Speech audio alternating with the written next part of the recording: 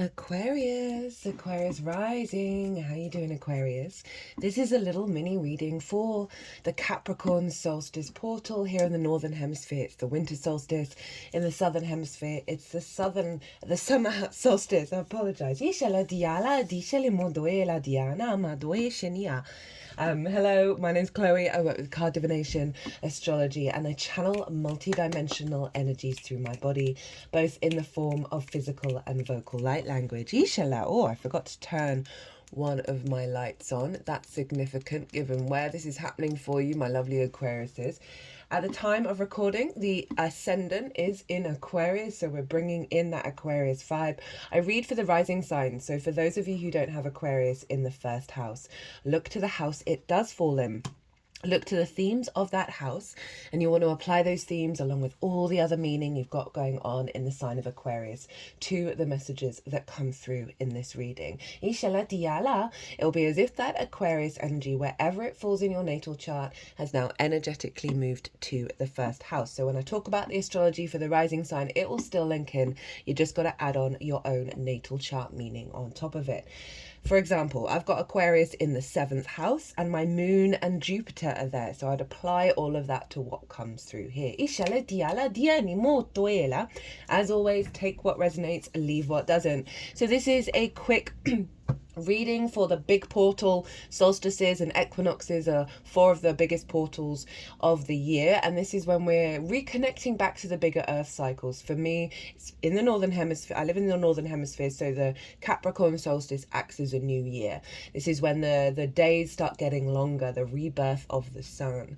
And so we're shifting from yin energy to yang energy, right? We're planting seeds and we're cultivating them and we're building and building, and this is a 6-month energy cycle that takes us up to this Cancer solstice. We will be getting an extra layer, an extra bonus energy at the Aries equinox. So up until that Aries equinox, we're really focusing on what comes through here, but then it acts as a baseline for what comes through with that Aries energy. In the northern hemisphere, as I said, it's more of a yang energy where we're starting to put little things into practice after everything that we've learned since the summer solstice and drawn into our inner vessel and cultivated. Now we're taking it out on the road a little bit more. We're planning, we're structuring how the next 6 months are going to go. Ituela in the southern hemisphere, this is now more of a yin energy of everything that you've been activating since the Cancer solstice, right? And putting into action. Now everything that you've learned, you're bringing that internally, right? The inner growth, the inner wisdom, and the inner cultivation. So you can apply what comes through in this reading to both sides of that same coin. Now I've done a two-part series on this portal, and honestly the energy that came through in both of those readings and how they work together was phenomenal and blew my tiny little mind. I'm not going to do any spoilers because genuinely it's the setup for the North Node, South Node shift into Pisces and Virgo, which is wild, and the energy that came through with that was very much facilitating how we're going to expand with that. In part 1, I break down the astrology of the exact moment that the sun moves into the sign of Capricorn and how that energy we're now working with. Also pulled collective tarot cards with that. In part 2, I read these oracle cards and beautiful energy. So I'm going to be pulling cards for 2 different piles. One is what's the download that you're getting at this portal time, and 2, how to work with it. We'll also get the card at the bottom of the deck, and 1 card from 2 different oracle decks as well. So my lovely Aquarius risings, where is this happening for you? Well, it's happening in your 12th house, your hidden house, your house of mysteries, right? This is things going on behind the scenes, the unconscious realms, the unseen realms. And in those unconscious realms, we can have limiting beliefs, trauma responses, love languages that we learn at a very early age. That get stuck in the unconscious that then govern how we move. So there's also a house that's linked into anxiety, depression, grief, loss, isolation, all of that good stuff. Obviously, this is a more inner experience for you with Capricorn season. The sun is there shining a light on the unseen realms. And interesting, as I said, I hadn't turned on one of my lights, and that light got turned on in this reading. So there is something. And also, I usually have something red covering 3 of my other lights. You can see here, regulars, you'll know that this is usually a red light that's coming through here, and now it's quite a vibrant white illuminating clarity light. And so there's something about big illuminations coming up for you with this portal. You have it every year. So every year you're going to get this massive portal upgrade in your 12th house of a deeper understanding of what's been governing you in terms of your unconscious responses, helping you work through those things. But underneath all of that energy is the magic of your soul. And that's the cosmic joke of the universe, to put the magic of your soul underneath all those conditionings, right? Those programming, and the inner work that we've got to do to peel back those layers in order to really strengthen our connection to that magic of our soul. So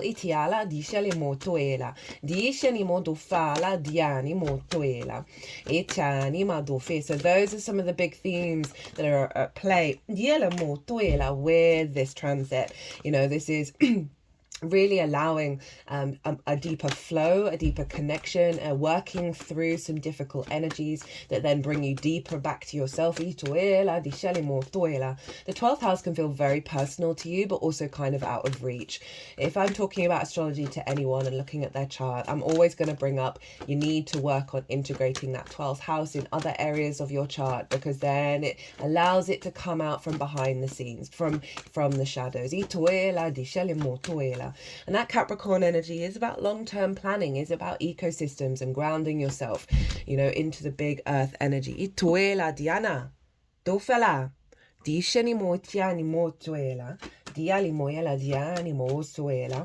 and this is as I said, it's a very powerful portal. It's allowing more magic to come through, allowing us to trust in that magic and your capacity to build for the long term.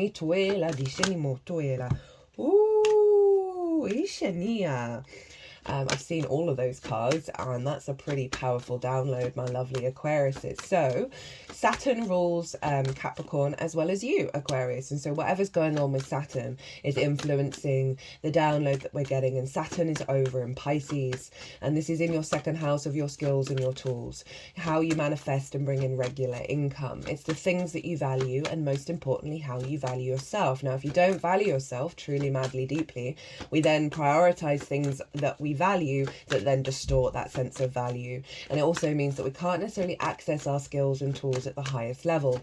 And so it's really about a recalibration of your own sense of value, right? It's that unconditional love of source.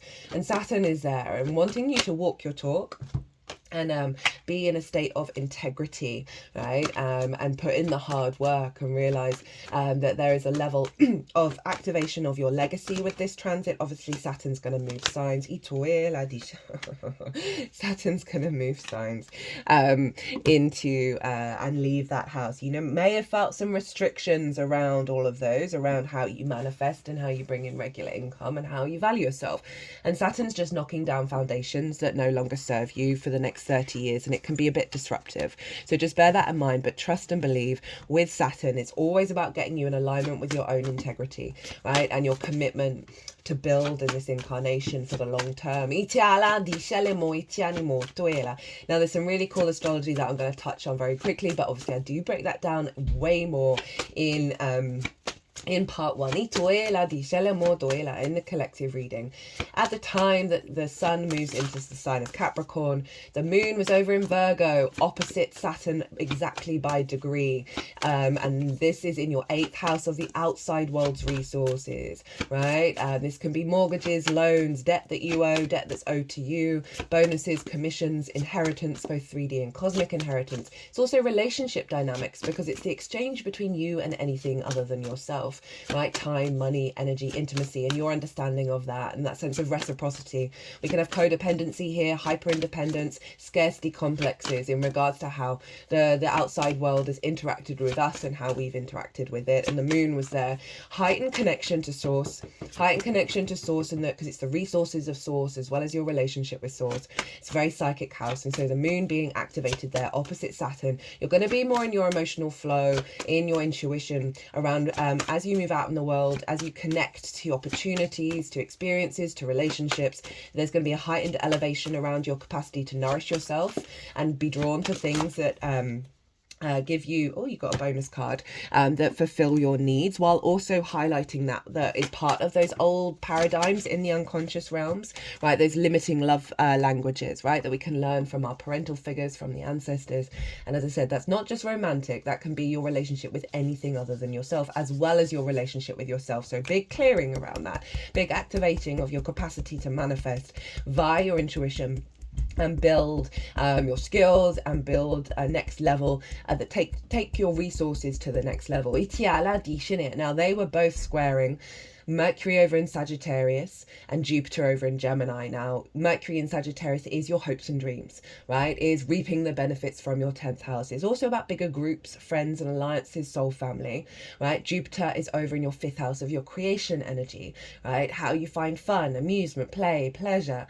This can be about romance, dating and love, as well as children, literal children, figurative children, such as your inner child, and how you create in the world. So there's a real elevation here around, because that inner child can fall into addiction because of stuff that's happened in your early years, as well as prioritizing certain romantic relationships that are mimicking old cycles rather than the truth of your soul, right?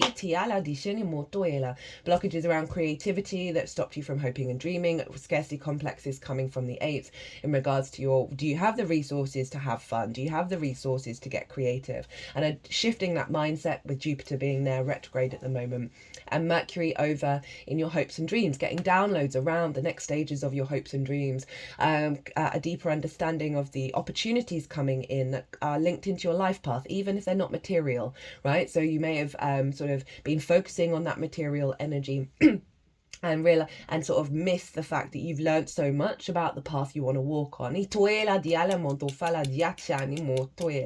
And all of this is just helping get you out of your own way in regards to how you dream, how you hope, how you find that creativity, how you feed it into the resources that you're building and putting that into a deeper sense of value of your own path, and really activating healthier relationships with the outside world in terms of resources, in terms of with source and relationship dynamics, all of which may have been distorted by unconscious responses. And reassigning, interesting, that energy, like that, to the magic of your soul and your ability to see the vision of that, see the clarity, have the divine inspiration around how to incorporate that into your life. Now, let's get into the tarot. We have the High Priestess, the Strength card, and the 9 of Cups. Now, this is the Moon's card. This is Leo. This is Jupiter in Pisces. So I really love the High Priestess being there in terms of this is your deeper intuition. You know you're drawing towards you that which brings you abundance and fertility, right? This is all about knowing. It goes beyond trust. It goes beyond faith, although we need that faith in order to get to that knowing, right? To believe in the miracles, believe in this possibility, even if your situation right now doesn't look like this, right? The universe is being guiding us to realize that every little thing is in alignment and have trust in that, and that frees up conflict, that frees up limiting beliefs, that allows us to have trust in the unfolding from source and co-create with our higher self. So I love this with the 12th of the magic of your soul coming through, right? A real strengthening of that energy and giving you a heightened level of confidence within how things are unfolding, right? This is also, as I said, the moon's energy of the downloads that you're getting from source, the resources from source, and also this awareness that you are drawing towards you relationship dynamics that nourish you, right? That fulfill your needs and have a healthy level of reciprocity. Speaking of which, we have the Leo card. Now, for some of you, this can be about really important people in your life, because that's opposite your sign, Aquarius, in the house of the other, right? Business partners, clients. Because something about more clients coming in. Intimate friends, longer term committed romantic relationships, as well as source, your relationship with source. Not the dynamic, but source itself. And your connection. So there's really something of this releasing in the unconscious realms that's allowing you to step up to the plate when it comes to important people in your life, and for them to step up to like this heightened level of commitment, because commitment and contracts are themes of the 7th house, of really being able to connect to that energy from a place of love, right? And not the old wounds. If we just look at the strength card within itself, this is about the blending of your instincts and your higher self together. I often see the high priestess as the higher self manifest. So this alignment through vulnerability, right? Of allowing yourself to not be in a state of prioritizing one side or the other, to be in a state of dominance and therefore victim mode internally in those unconscious realms. Leo also rules the heart, so a lot of heart healing coming through, that's allowing you to have the courage and the lust for life, right? So that's tying in all those other mutable houses. So I really like cardinal energy, Capricorn energy, instigating along with this mutable energy that's allowing us to adapt and flow over the next 6 months to really bring us into a state of alignment. Speaking of alignment, 9 of Cups, feeling really good inside yourself, right? This is the inner emotional flow. This is the sense of abundance, this sense of appreciation, gratitude, confidence, right? Very confident figure, like your emotional body coming into a greater sense of flow, and there's just this awareness that things are going to turn out in the way that your soul needs it. For some of you, as it is water, and that's where Saturn is in Pisces, this is a sense of more opportunities coming in, and feeling good about your skills and tools, feeling confident about your own value. It is a wish fulfillment card as well, so this again, heightened level of intuition. This may be about relationships, heightened level of relationship dynamics, and again it could be also linked into resources and just feeling things are shifting forward, things are moving forward. How to work with this energy. We have the 4 of Swords, the King of Swords, which is your card, Aquarius, and the 3 of Wands. So the 4 of Swords, great card for this. This is all about contemplating that 3 of Swords that are no longer in the heart, things that have distorted your heart, perspectives, spells, words, ideologies, right? Things people have said to you that have distorted your heart frequency. And this is, it's a rest card, it's a meditation card, it's going into a state of isolation, which is very much the 12th house energy. And also knowing that you're being held by something bigger than yourself, because they're in a church, right? So that's a symbol of being connected to source in order to find your truth, right? So we're moving beyond those perspectives that are in the unconscious realms. It can be about love languages or limiting beliefs, whatever you're resonating with, and it is saying, okay, how to work with this. Imagine you are being held. If you're finding that difficult, open up space for that, right? And open up space for perhaps a little more time on a regular basis to tap into the acknowledgement that those swords are no longer there, this act of prayer, this act of openness, and see what wisdom comes through with this, because it is bringing in a heightened perspective that is connected to source and connected to those unseen realms while you're in that inner world space. So it is saying you want to look at something, you want to look at these wounds, you want to look at these blocks that are perceived blocks, that you've moved through them, but sometimes we need to catch up in our conscious mind of what's being released in the unconscious, and just create a bit of space of connecting to source, connecting to your higher self, and seeing what downloads come through. This may be a lot of inspiration around your skills and tools and how to amplify them, with that Saturn being in Pisces. So then you got the King of Swords. As I said, this is the Aquarius card. This is with this knowledge, with this wisdom of finding the clarity of your own perspective that isn't to do with collective, social, or individual conditioning, and maybe put it into practice, take action on those new ideas that aren't new, that were always within you, but may feel a little different to what you were doing before. You see these butterflies. This represents that the King of Swords has gone through a transformation, metamorphosis. So there is a shift here. There is a shift in your understanding of how you embody yourself, right, with that Aquarius energy. So it's based on the release of certain understandings. You're coming into a state of sovereignty, right, with this King of Swords.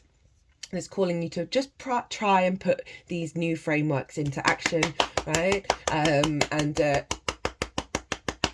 really tap into your own sovereignty.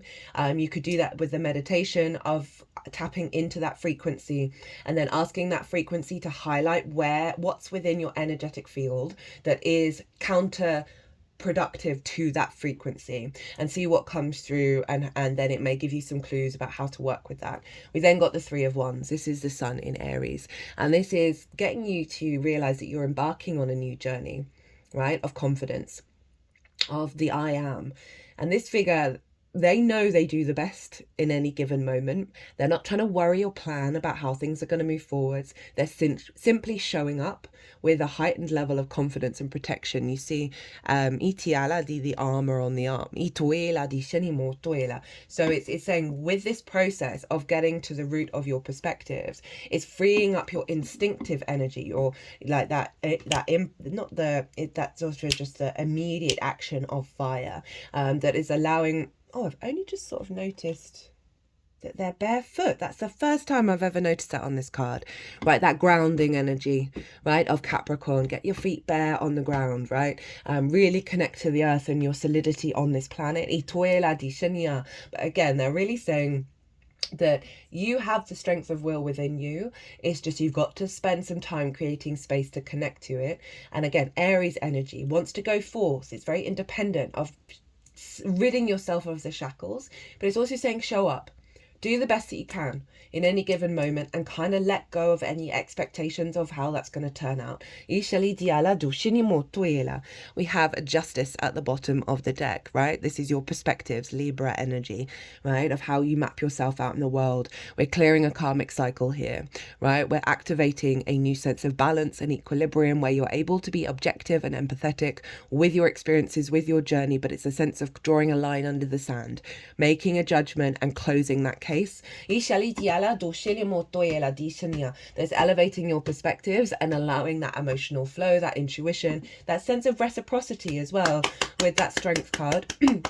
Right, so for some of us, one-on-one relationships can be difficult. We can either prioritize them or run away from them, right? But we really want to be in balance with ourselves and the other in this incarnation. And I love that that's coming through in terms of your perspectives, an elevated perspective that's allowing you to sit in your own power. Obviously, Libra is linked in to relationships. Okay,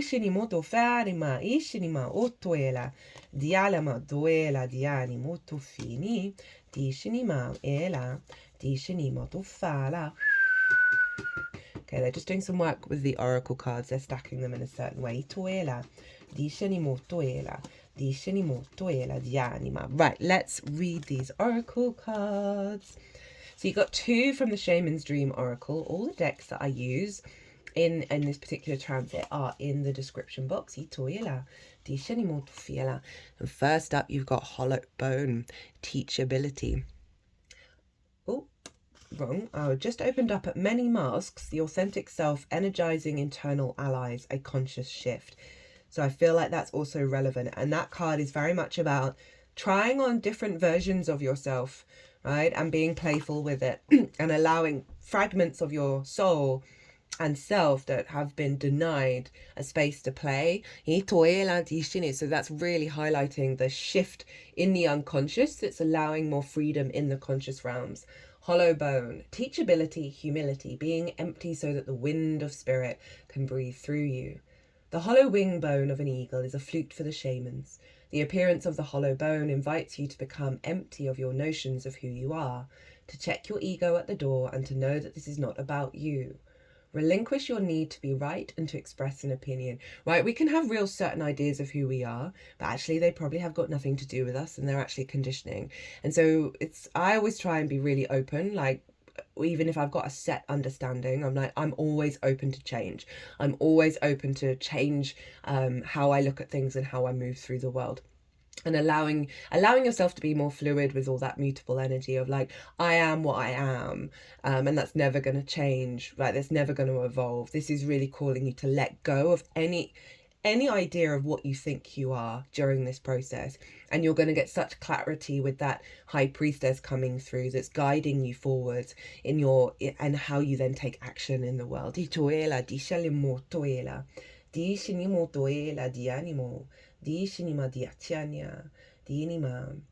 Relinquish your need to be right and to express an opinion, as this will not change anything right now. You're being called to practice humility. Hollow yourself out and hear the wind blow through you and play you like a flute. You will learn the language of the squall and the storm and understand the message of the summer breeze. There is an important communication waiting for you. Humility is the swiftest path for you to become like the hollow bone. Drop all notions and titles that bolster your ego. Eliminate the doer and allow things to happen of their own accord. That's tying in that high priestess. Also, the strength card is a bit of a Boar's card of recalibration as well. Remember that you can accomplish, but what I feel like the end result of that is like that capacity to be in a state of reciprocity, that capacity to be in your own power by the action of surrender. Remember that you can accomplish most anything if you are willing to let someone else take credit for it.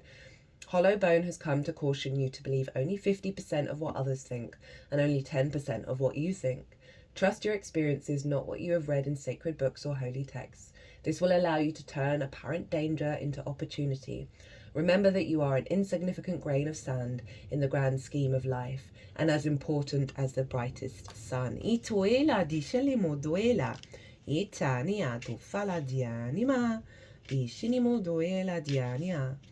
Next up, we have the Garden of Venus, and Venus happens to be in your sign at the moment, helping you understand a deeper connection of love with yourself.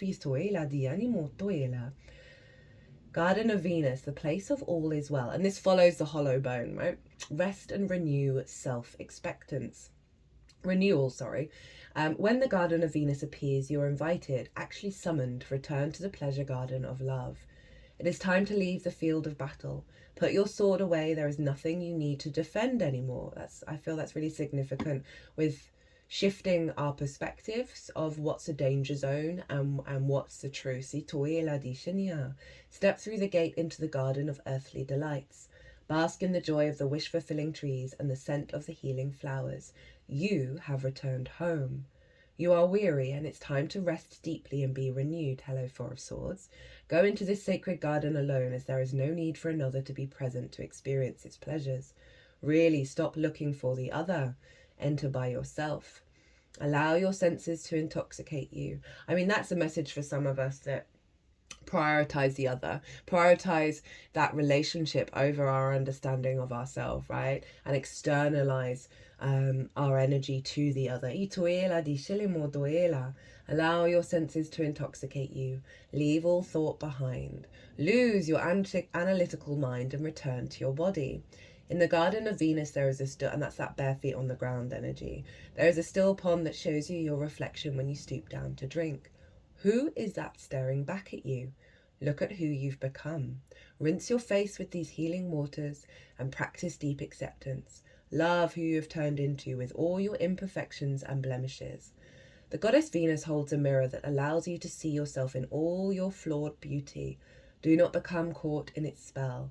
After a quick glance, I mean, so many of us have a deep-rooted unconscious, it's the collective unconscious wound as well, because it's our separation from source that feels like abandonment, right? That sense of, am I worthy? Am I worthy of love? Am I worthy of reciprocity? Am I worthy of showing myself, right? This is the Saturn in the second house as well. That then even when we're very confident and we think we're great, and that's that unintegrated Leo energy, we're actually transmitting a frequency out that we are not worthy, that we are not deserving of reciprocity. Itoela di shalema doela di shania do fatchania. And so the real unconditional love of value of source, right, in the way that you value in your unconscious spaces, is so significant to ease and soothe the balm of those fears, of those worries. Itiala di shanimo toela. Do not become caught in its spell. After a quick glance, take the mirror with you and return to the battlefield, that you may reveal to others who they are becoming. Then you will no longer have a use for your sword. Again, that sword of shifting the understanding of it, the awareness of it. We do not have to go into battle, and I think that's that linking into the butterfly, which are all over this card, of turning it into a mirror of love. And I feel like that's the core download that's coming in from that King of Swords. Okay, so final oracle card coming from Rainbow Brainskull. Don't think I've had this card before. I definitely haven't. Imagination and reality are scheduled to be inverted. Soon you'll be able to walk into the realm you dreamed up in your head. Think of what your computer and smartphone can already do. The world is not just stranger than we suppose, it's stranger than we can suppose, by Terence McKenna. So again, that release, you're clearing a lot of energy out, so the magic of your soul can come out of the shadows, out of the imagination of the private realms, the unconscious realms, deep under the conditioning, and bring it out into the world. Well, my lovely Aquariuses, I'm going to leave it there. If you enjoyed this video, if it resonated, hit that like button, leave me a comment. What were you up to around the winter solstice, around the Capricorn solstice? Or Yule. And by the way, there's a Mars retrograde at the moment in Leo. So this is very relevant. Move into Cancer, and there's 50% off all private readings that want to deep dive into that Mars retrograde. So if you want to take me up on that offer, email me directly. If you want a personal reading outside of that, my website is everywhere. If you want to pay by PayPal, again, email me directly. But other than that, Aquarius, be good to yourselves, be good to those around you. Safe travels and be well until we meet again.